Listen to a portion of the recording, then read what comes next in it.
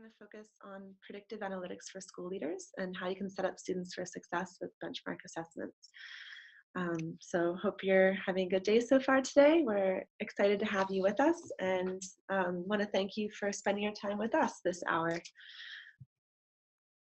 Today we have some great speakers. We have Jenny Tacoin, Steve Prohl, and they are educators. Jenny is from California, Steve is from Ohio, and then Joanne Long, who we had a bit of a scheduling conflict, so she's going to try and join in at the end if she can. In the meantime, Jenny is going to share her story with you later on in the presentation. Next. Okay. So my name is Ileana Betancourt. I'm a marketing manager here at Edulastic. My job is to help connect you to the resources here and help other teachers understand how Edulastic can be used to help teachers and administrators and other school leaders to help fuel student learning. And I just want to, in addition to welcoming you, let you know that we have the chat available on the side. So if you have any questions at any point or comments, feel free to write that right in the chat. We will also have a time at the end for questions. So there's also a Q&A button. You might notice it on your black menu bar, depending on how you have your Zoom screen set up. And feel free to put a Q&A there, and those Q&As will be answered at the end of the presentation. So any more immediate or pressing questions, put that in the chat or comments.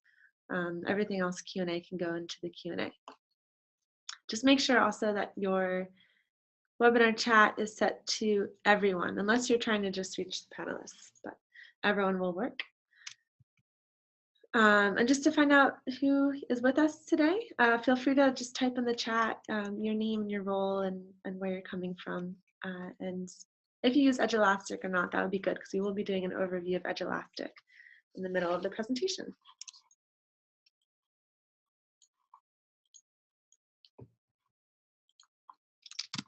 I'll give a little time for that.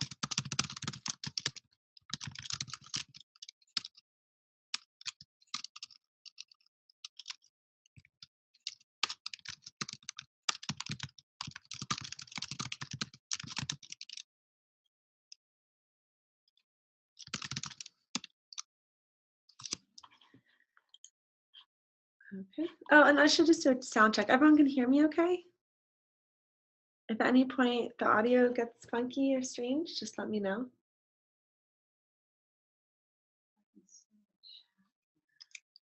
Okay.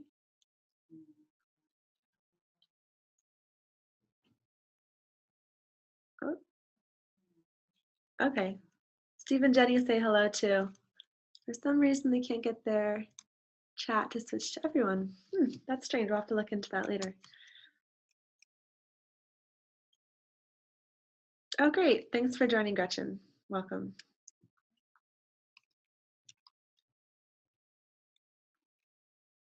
Okay, so it looks like some people are having trouble switching the conversation to everyone. That's okay. I'll just share what people are saying and we'll move forward. And Melissa is chiming in from Pennsylvania. Pennsylvania is my home state, gotta say, Philadelphia area specifically. So great to see you, Melissa. Ew. Yeah, I got it. Oh, Pittsburgh. Okay. That's the other side of the state. It's all right. We can be friends. I'm coming from the city of brotherly love and sisterly affection, so that's fine. Awesome. Great. Good to see representation from Philly and New Jersey. Spent a lot of my summers in New Jersey at the shore. Okay. All right, let's move forward. So today we're going to look at an overview of predictive analytics and assessment. Then we'll go through a couple of tips and thoughts for school leaders when considering some of the tactics and tips learned today. We'll move through assessments, reports, and tools available in Edulastic to school leaders. Jenny is going to cover that.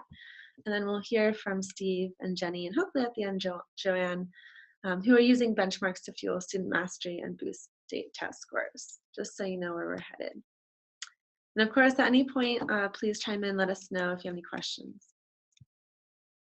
So what is predictive analytics all about? I found this definition and thought it was pretty good. Predictive analytics is a broad term describing a variety of statistical and analytical techniques used to develop models that predict future events or behaviors.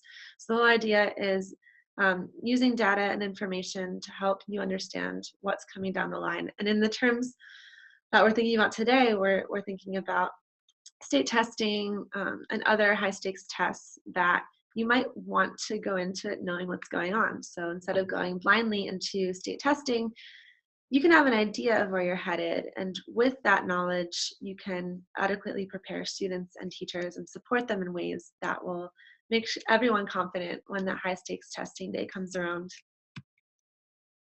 So benchmark assessments can help with that.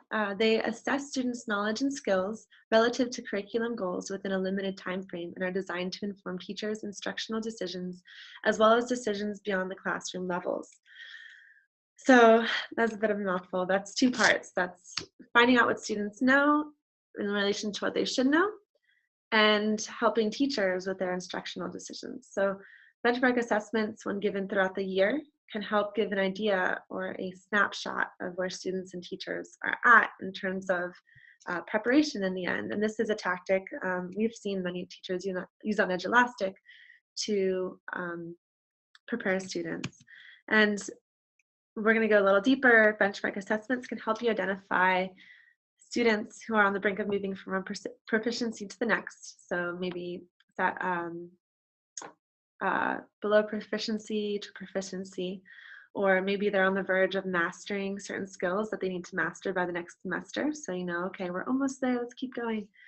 It also helps identify skills and content that must be taught. So if there's certain students that are standing out that need more support, the benchmark assessment shows that they're not quite up to par with where they should be and allows teachers to go in there and give students extra support if needed. The nice thing about digital assessment is that it's easy that with data, the places where students need help pop out, or which students need more support pops out with the data visualizations. And so it also can help identify misunderstanding or groups of students who may need intervention. In many cases, the misunderstanding can be caught early on, and that's really great. We have a teacher I know in Clovis who is able to provide math intervention to students at her Title I school right away because of using online assessment.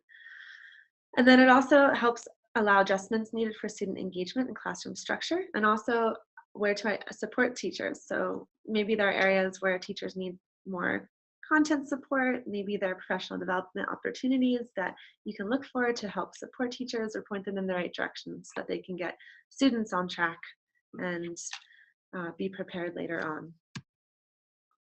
So by administering assessments leading up to the high stakes tests, you can make sure that students are prepared when test day comes around.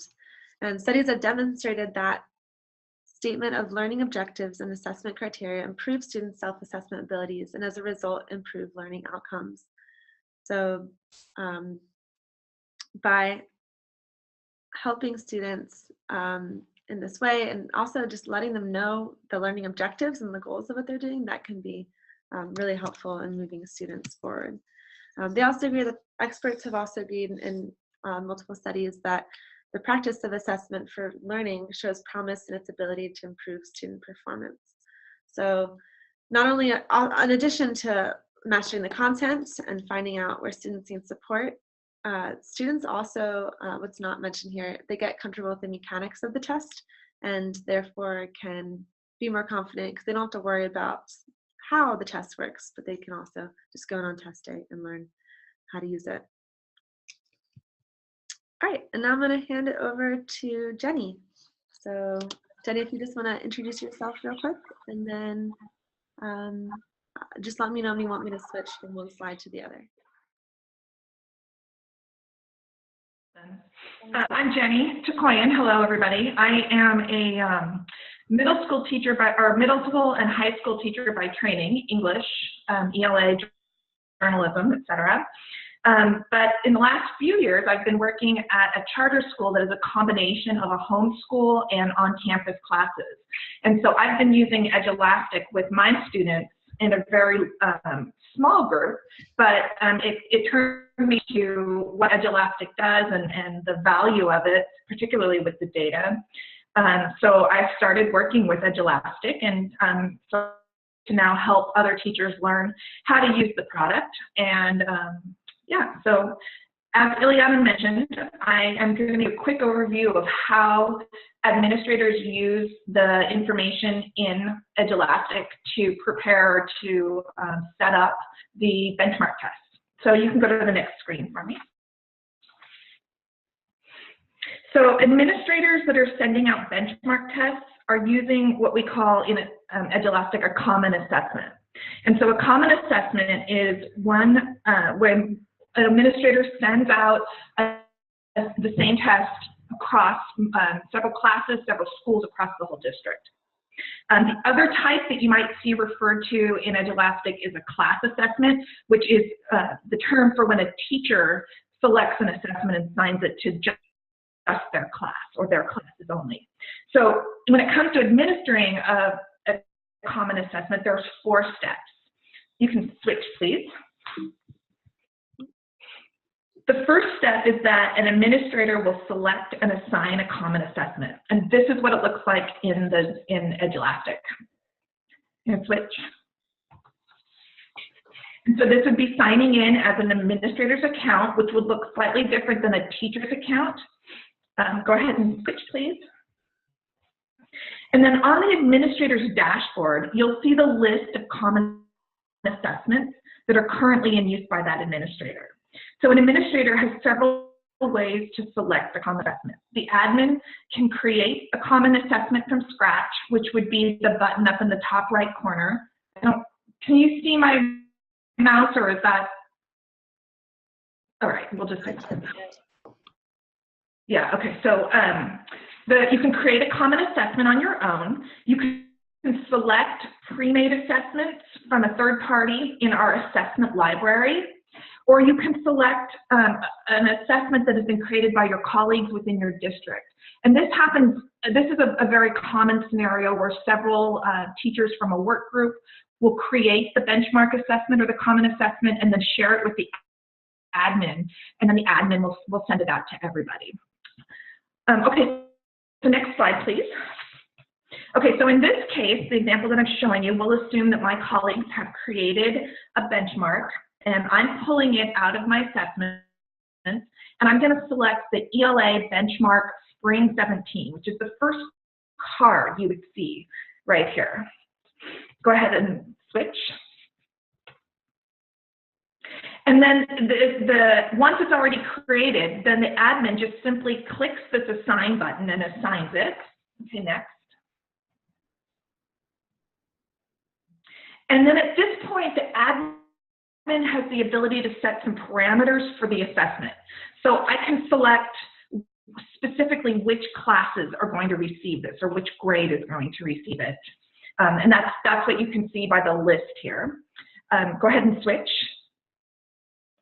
And then, so once you've defined the grade, you can go through and select just the classes very specifically that are taking this specific benchmark. So it allows a lot of control. Next. And then the admin can enter, oh yeah, thank you. Then the admin can enter down here in this bottom section a lot of controls around the assessment, such as when it opens and when it closes, if it opens automatically, or if the teacher has to manually open it, and if it's going to close automatically. So there are several other options that the admin has control over, and the controls are important feature so that the admin has the ability to restrict the amount of time and the amount of test information that's available to other students. The stricter the controls, the less likely it is that the students would be able to share copies of the assessment, which ultimately protects the integrity of the assessment and lets it be used across multiple periods, over several years. You know, it protects the investment of the time and possibly the purchase of curriculum so that it can be reused over and over. And then when the admin has set all these appropriate controls, then they simply click the assign button in the top right corner. And that takes us to the next step. So the admin has done their first step, and now it goes on to the teacher. And the teacher's role is actually really simple. The teacher is going to open it, it will make it available for the students, and then the teacher will close it. And so I'll show you what that looks like. So signing in as a teacher, this will be a slightly different view. You can go to the next slide, Ileana. And then the teacher will see the common assessments are indicated by the term common in the top left corner. So on the teacher's dashboard, there will be all of the assignments that he or she has opened up or is working on. And the common ones will be designated with the term common.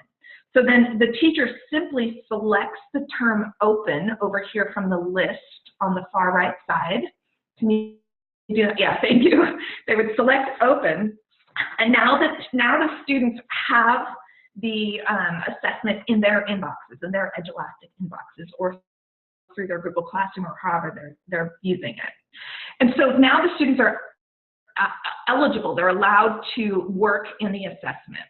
And while the students are taking the assessment, the teacher can use the live class board to follow the progress. So no students have started this right now, so this screen is blank. But as they begin to take it, question 1, question 2, question 3 would be populated, and you would be able to see where the students are where they are on the assessment itself. And so when all of the students have finished, then the teacher just simply selects close, which, Ileana, can you show where that is? Okay, and then they get the confirmation, and the teacher has closed the assignment. Wait, and you want me to add it? No other. I'm sorry. Say it again. You asked me to show where close is? Yeah. Thank you. Thanks. So the teacher would select close, and now the assessment is locked down. No, the students are not able to access it. So at this point, you can go to the next slide. This takes us to the third step. Oh, yeah, they would confirm that it's closed, and go to the next, please. Okay, 1 second. Okay. And then this next step is when the teacher will grade any open-ended questions. So it could be essays, it could be short answers, anything that's not automatically tallied or calculated by Edulastic, the teacher needs to go in and grade. And then if it's all automatic or it's all multiple choice, for example, then the teacher would go automatically to step 4. And so you could go to the next slide, please. Thank you. If there are no open-ended questions, it will just jump on to step 4. And the teacher, so you can go to the next slide too, please, where the administrator is handed back the assessment. Okay, so now at this point, the administrator just releases the grade. So if you take the next slide for me. Back in the administrator's account, go to the next, please. And then the administrator will find in their dashboard all of the assessments that are out there that are outstanding. You could see the progress or the status of where they are. And when they're in grading and they're closed, then the administrator simply selects the classes or the assessments that are ready to be released, and then pushes the button that says release grades. Just clicks release grades right over there. Can you show that? Yeah, thank you. Oops, a second.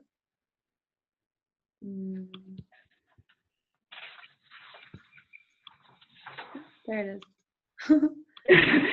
There it is. Okay. Yeah, and so once you've released the grades, we can actually go to the next slide. And then that automatically populates the reports.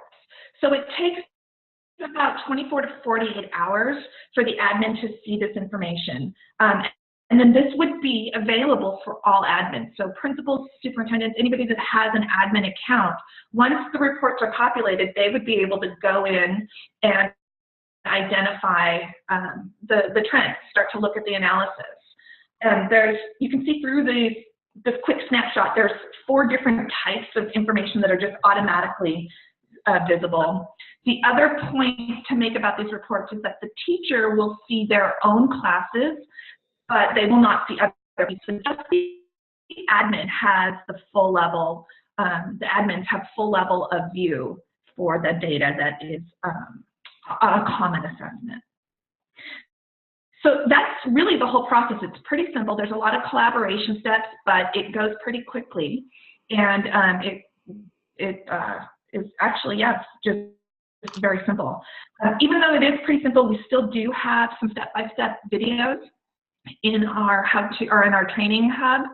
So teachers and admins can walk through the process and get the very specifics answered, or the how-tos on a specific level. So that's it. If I can take any questions, or we can hand it back to Ileana. Thank you, Jenny. That was great. And to anyone who's looking for the Training Hub, you'll find it in the top tab on our website. So just look for the words Training Hub, and you'll be able to access tons of videos that'll help provide some support. Or if you're more interested, you can also sign up for a demo for a more in-depth overview. But I think if no one has questions, we'll just continue on. Thank you, Jenny. All right, Steve, handing this off to you. If you could just briefly introduce yourself and go ahead and dive right in. I'm Steve Prohl. I taught for 33 years, retired, and then was hired from the school district that I graduated from as a math consultant. So I get to work with teachers and do a lot of stuff with data. Next slide. We've been at this for a while now because we've always had quarterly assessments that were administered throughout the school year in all of our subjects, especially the tested subjects of language arts, math, science, social studies. We've been doing this since Ohio adopted the Common Core standards back in 2010. We currently work in a format where we have teacher-based teams that are pretty much grade level specific teams, subject matter specific, and they meet throughout the school year to look at assessments and standards and what's being taught and how we're teaching it. We spent a lot of time using a backward design model. I think it's the Larry Ainsworth model that we used to create our unit assessments, where we looked at the standards, we broke them down into what students should know and be able to do, the nouns, the verbs. We prioritized standards, which ones were more important to be taught, and spent more time teaching. And with that in mind, then, we came up with units that we wanted to teach throughout the school year. In math, it's typically, you know, just different chapters, different units within our textbook. When we developed our questions, we wanted to make sure that we had we emphasized rigor. We wanted conceptual understanding.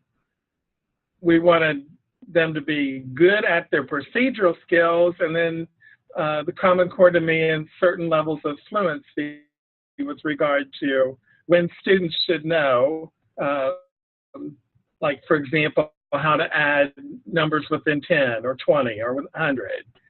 So we wanted to incorporate all of that within our questions that we developed. We've been administering our tests online for quite a while now. In the beginning, it was more of a primitive platform because they were strictly pretty much multiple choice or short answer. Now with Edulastic, we can administer assessments that they look just like AIR assessments because we have a wide variety of choices that we can use to create our questions. We use, to some extent, the questions that have been developed by other people within the Edulastic testing bank, but for the most part, we have developed our own questions, and we've tried to identify what depth of knowledge the question is trying to reach, as well as the level of difficulty associated with each question. So we've tried to make sure that we not only teach to the middle, but we have low items that our IEP students can successfully answer, as well as questions that cause students to reach for higher levels. Next. For example, this is what our 6th grade teacher-based team came up with as the 6 units that were going to be taught during the school year. And it looks like a traditional scope and sequence that most schools would adopt for a grade level in 6th grade math. Around each of these units then, before they ever taught the unit, they created the assessment that was going to use to measure whether students were successful with learning the material in the unit. So it's the backward design model. So once you know what students should be able to do at the end of the unit, then you can design your curriculum to get there. So we use this as sort of a road mapping skill for our teachers. And like Jenny said, you know, they created the test. We deployed them as common assessments to all the 6th grade buildings in the district. We have 4 elementaries that have 6th grade students in them. And teachers would then open the test for their students. Students would take the test, they would score their tests, and then at some point they would all require that the grades be released. Next slide. So our teachers are able to meet throughout the school year in Google Hangouts. All the 6th grade teachers meet weekly and talk about their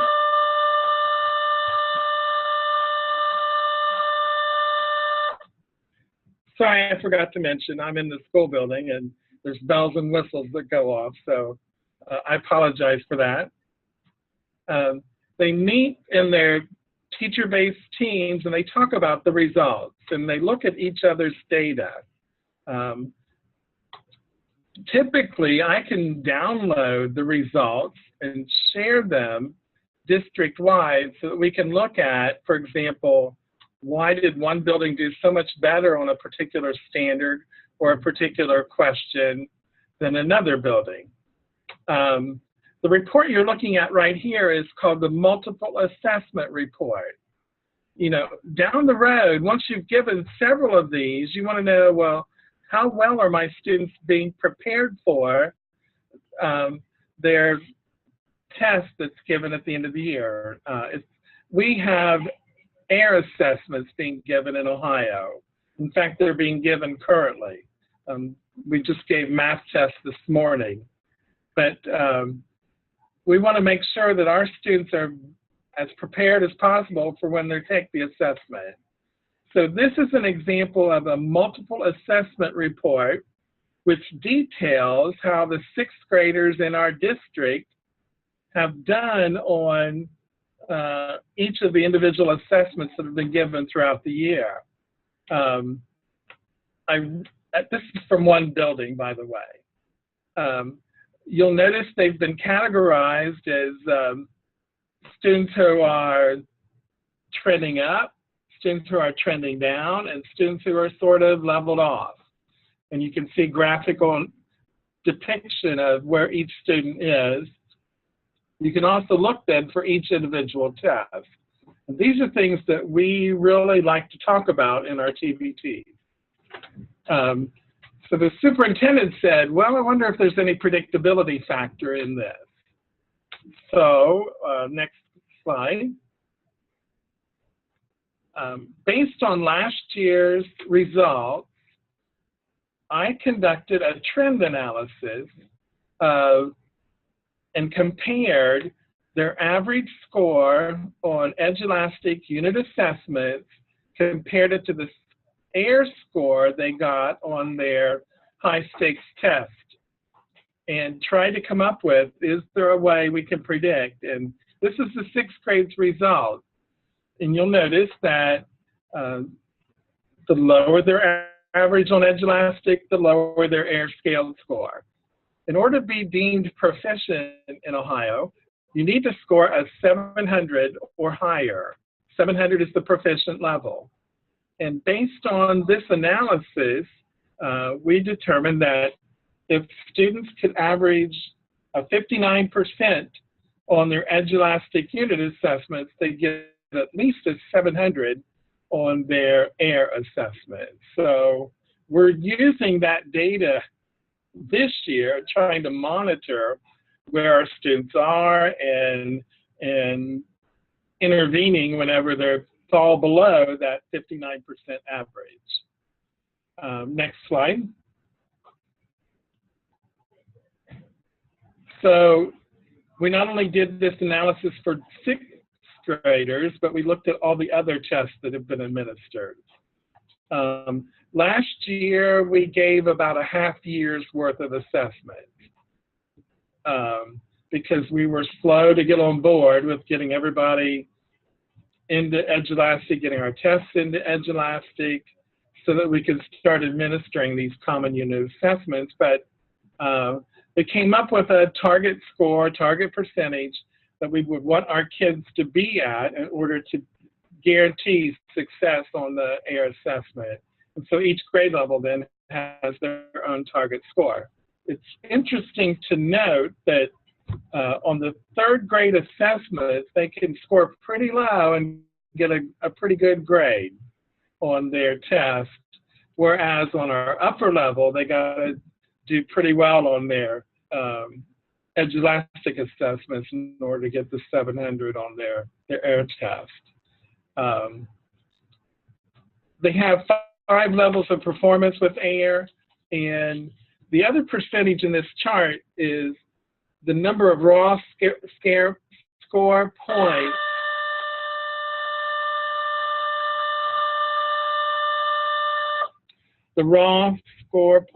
that they would need to earn in order to earn the 700. So we're going to watch that too and see what's going on there. But we try and monitor where our students are and then use that to predict success on the AIR assessment. We're going to add the data from this year in and modify our targets and come up with a different average score, and then as we continue to administer the assessments, be able to track where students are and what they're able to do. That's very cool. Pretty much it.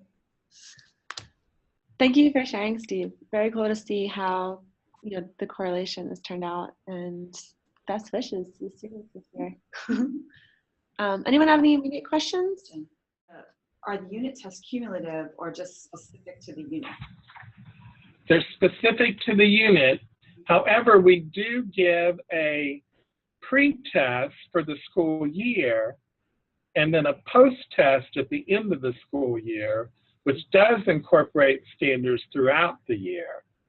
So we do have a way to measure that kind of growth also. And do you give the post-test before the AIR test, or is it not practical because the AIR test was early? Right. Yeah, our AIR testing is going on now, and we've got stuff we still need to teach. So a lot of time in Ohio, their evaluation system is linked to teachers being able to show growth. Okay. And so many of our teachers use how they did on the pre-test compared to the post-test as their growth measure. Mm-hmm. So they wait until later in the year to give it so that they can teach as much as they can. Right, you get more growth that way. Yes. Yeah, that's just terrific. You have a hard 3rd grade test, obviously. Yeah. Yes, we do. That looks challenging. Hey, Steve, would you talk a little bit about how you created the assessments in the first place? Okay. Again, it was done on teacher-based teams. We worked together. Typically, 3 or 4 teachers were involved in the writing process, and we used resources from throughout. We used things from Engage New York. We used release test items. We tried to find a question that fit the standard the best. And originally, we tried to come up with a unit assessment that 25% were lower level questions, 50% were moderate level questions, and then 25% were higher level questions. So the level of understanding and depth of knowledge really came into play there. But we have some pretty good questions, I think, and it plays out pretty well for us. Great. And how long did it take you guys to do that, your teacher-based teams? We took one summer for each grade level. So I was really busy that first summer trying to come up with all of our tests. And then putting them, you know, this is our third online platform that we've used, and we're going to stay with it for quite a while because it's not an easy task to constantly be developing tests and creating them. But last year we did mainly math. This year we've got math, ELA, science, and social studies giving tests online, and I'm pretty much involved with all of that. Yeah, it's a big effort. Okay. All right, let's move forward. Thanks again, Steve. All right, Jenny, you're going to share what Joanne Long has been working on at Barnegat in New Jersey. And unfortunately, for anyone who might have missed it earlier, Joanne, there are some conflicting issues, or sorry, scheduling issues in the end. So hopefully she'll hop on at the end for questions. But in the meantime, Jenny's going to give the overview of what they've been doing at Barnegat. I'm also just going to see if I can share this again. Okay, so Joanne Long has a really good presentation about how they're using this data at the district level and how the data that they get through the different reports can prompt a lot of conversations that will have the teachers at department levels looking at either the students' progress or perhaps the questions in the curriculum versus the teaching method. So through this data, there's a variety of approaches to take to help the students achieve mastery and standards.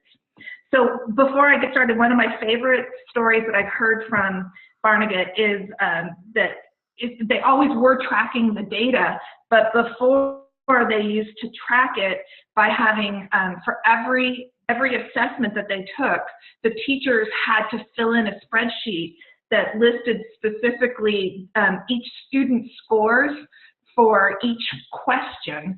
So if you are a middle school teacher, for example, and you've got 6 periods, the teachers would have to go in and record each one of the answers based on the standards and the question so that they would be able to look back and have all this information. So you can imagine it's cumbersome probably at best, but I can also imagine there's probably a few other words they used to describe that process. But you know, that they had to do what they had to do to get the data. But so now that they've been using Edulastic for about 3 years, it just is automatic data. So there is no more spreadsheets, no more tallying every person's little bit. So I'll show you the report. Okay, so we're on the reports page, and this is the data that they have at their district level. And there's a number of reports, and the 3 that they mostly use are these top ones, which are just the single assessment report, the multiple assessment report, and then the standards mastery report. And the benchmarks that they give are actually cold benchmarks.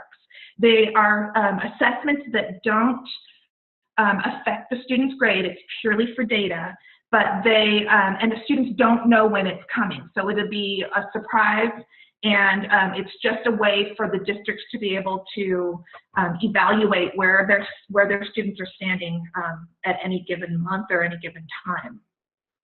They also use Edulastic for midterms and finals for the upper grades, but so they're using it in a combination of using it for recording grades, but then also just purely data. And then the ones that they use most frequently are the single assessment, multiple assessment, and standards mastery. Ileana, will you please move on? So this first one is the single assessment data, and it gives the class data for the district level. This single assessment was for an Algebra 2 benchmark, and this one shows a specific school. The data that the admins can see gives them a nice snapshot of a lot of information just from this one assessment. So you can see overall that the score was 80% for all the students that are taking Algebra 2. There are 94 students, and I'm referring to the bar that's in the middle here, just the summary bar. Thanks, yeah, thank you. There are 94 students that took this. There were 28 questions, and you can see the average then and the maximum number of points. And so down below, you can see a further breakdown of data, and it ranges anything from the minimum score to the maximum score, the median score. You can get some variance and a few other, the variance of the score and a few other bits of information there as well. So there's quite a wealth of information just about one single assessment and in one period or one level of one subject level. But you can drill down even further to get more information by selecting one of the tabs at the top here. Yep, thank you. And so if you switch to the next slide, we can analyze the questions. So this is the response frequency tab, but it goes into each one of the questions and breaks it down. You can see that the orange line across the top is for the amount of time it took each student to answer each question. And this actually, by the way, is an aggregate of all 200 or over 200 students in this Algebra 2 class. So you can get an average of which questions they spent a long time on, which ones were short, which ones were easier, which ones were harder. And so again, the yellow or the orange line shows the amount of time spent on each question. The bars will show the number of students who answered it correctly. So green, yes. Gray would be not answered. Yellow would be partial, but I don't see that there's any yellow on this one. And red indicates wrong answers. So on this, you can see instantly two big standouts, which are question 1 and question 6. They're both in red. And then if you go a little bit lower, you can evaluate exactly what standards those questions were addressing. And so you can see in the chart, question 1 and question 6. Yeah, if you'll show a little bit lower to Ileana where they can see the standard. Thank you. These two here, you can see that they're almost the same standard. So this begs a couple questions. Is it the curriculum? Is it that we need to reteach this? Is there something about our methods that are that need to be re-examined for teaching this particular standard? And so using just this one screen, you can delve a little deeper to see what the issues are. And so in Barnegat, they use this data after an assessment, and they take it to the departments or the district, the math department in this case. And at a staff meeting, they'd have that conversation and they drill down to see how they can help adjust that knowledge or adjust the mastery of those particular standards or any of the standards that might stand out. So as they get more and more assessments over time, they can track if a specific standard needs a different approach or if there's another way to help the students master the standard.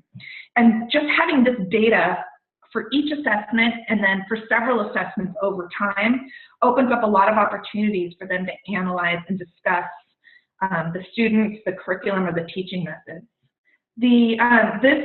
This district, by the way, is preparing for the PARCC test. So they will do this in preparation and leading up to the PARCC assessment in the spring. So, okay, yeah, then, let's move on to the next one. Thank you. The next report that they use often is the multiple assessment report, which even as Steve mentioned, when you can track it over time, you get these really rich pictures of who or which individual students, which schools, which areas need to be readdressed. So this tracks performance over time, and you can see at the top a quick snapshot. You've got 2 schools that this report is actually referring to, and this report is actually a 7th grade Common Core math class. There's 2 schools that are currently using it. There are over 2,000 students across 254 classes, and this is tracking 49 assessments. So you can see that there's a real rich amount of data to see where they fall on each one of the standards. If you hover, so this is 2 snapshots of the same screen. And if you hover over the red bar, you get, on the left side, you'll get a snapshot of the lowest end data, like where it's coming from, which, it'll give you a little bit more information about that particular lowest end. And then on the right side, that she's shown a snapshot of the high end of the data. So it's the same information, but you can just get some more information, like the student number of the classes, the average score on this high end as well. And so that's, I think that's can you go to the next slide for me, please? So they use this data in a number of ways. The benchmark data, as we talked about, was cold, and I think that that's really interesting, a great way to just get a feel for and use the data and keep it within the community so you can continue to fine-tune the instruction. But they've always shared that benchmark data with the school or with the students. Now they're starting to share it with the parents. So reports are going home now for math and science on where they fall and how they're expecting the students to perform on the PARCC. They're starting to align all of the data, just as Steve's district has done, to be able to predict and analyze what their students' performance would be in the future, or for the future PARCC assessments.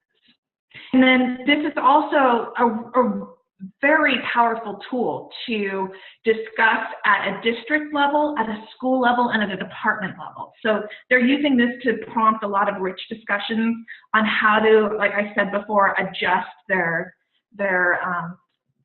instruction.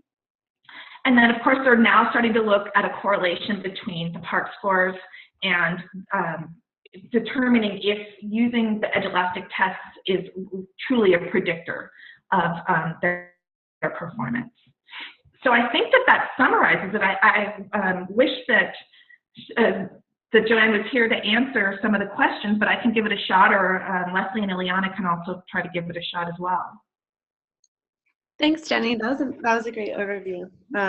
And I guess I could share this with anyone interested, but Joanne has also talked about this on other webinars. So if anyone wants to hear it directly from her as well, we can share that link. Otherwise, I think you did a great job, Jenny. Thank you. Overview of it. Thank you. Yeah, thanks. It's really exciting to see how you can start to predict. I mean, I think that's one of the coolest things about the data. And year over year, to be able to really nail it down for the difference between PARCC and AIR, and hopefully someone will do the same for the SBAC and HBT. Yeah. All right. Any questions? We'll open up the floor if anyone has any questions about anything that we talked about today, because I think that concludes our main presentation. We talked about benchmark assessments. We heard from Steve at Chillicothe. We heard about what Joanne's doing at Barnegat. And we got the overview of reports from Jenny.